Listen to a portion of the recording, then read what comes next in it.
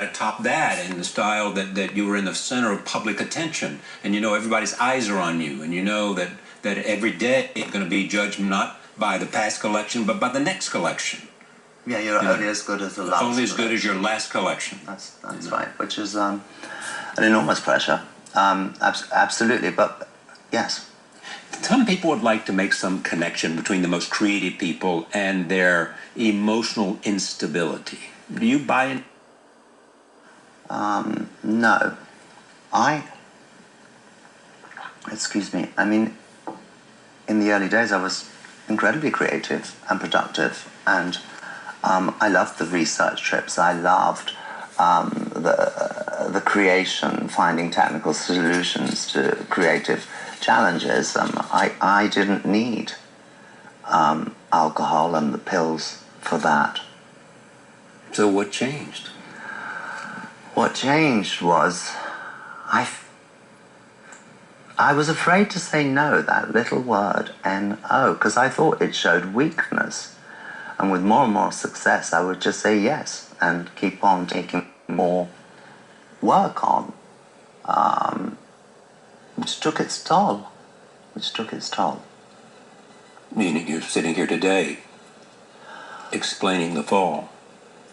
Explaining the fall, I'm so grateful that I am alive, not for what happened, but as a result of what happened, I have been able to spend some time on myself, understand these emotions that I couldn't express, the difference between emotions and feelings and how I can change that.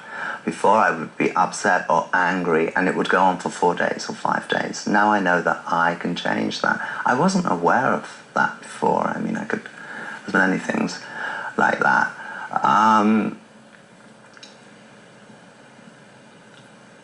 Finally admitting all these resentments I had and all this anger, built up anger. You're now talking about your childhood or more? More. I mean, I suppressed everything as a child. I couldn't talk about it at home, when I was at school. I couldn't really express myself. So this was all bottled up, really, and later on in life, in that state that I found myself in, it came up, and I was emotionally, spiritually, physically, mentally bankrupt. I mean, I didn't know, but I had a very big breakdown. What do you mean by breakdown? Nervous breakdown, emotional breakdown, mental breakdown. I didn't know, and I couldn't begin to describe how that felt, but I was in denial. I was still in denial even until a week into Arizona. You went to Arizona for rehabilitation? I went to Arizona for rehabilitation when you shown that video, and I was on that plane.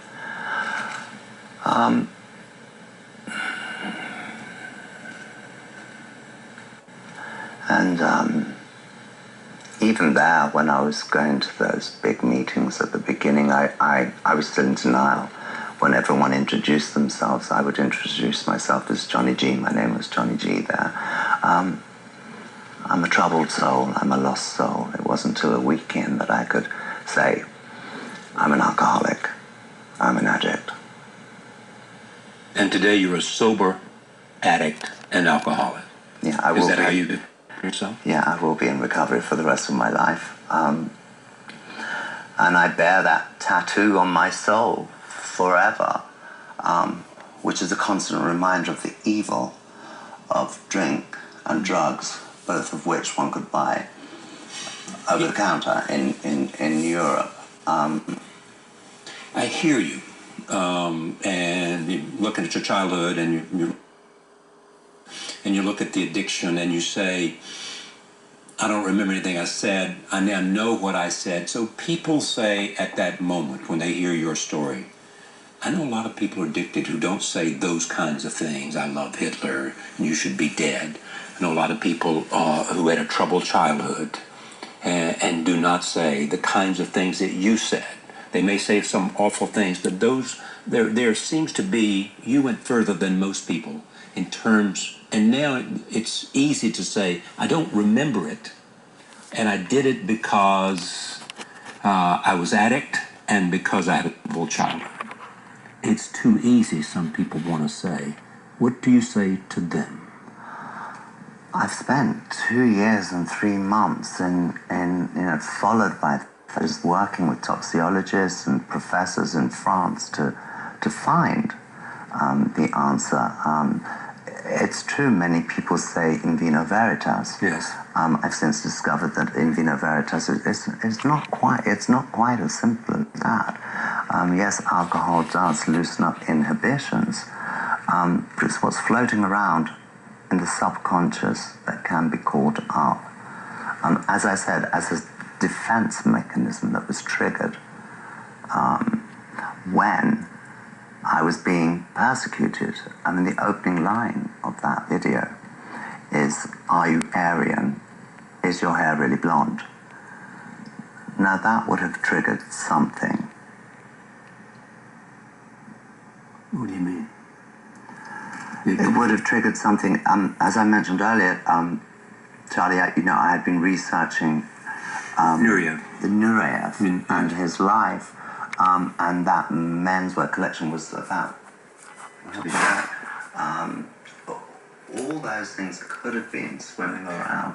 Do you worry that somehow that creativity, you can't find that again? That somehow all of this will do damage, so that what gave you life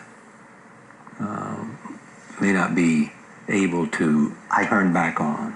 I did worry about that, especially when I was in the rehabilitation center in Arizona. I was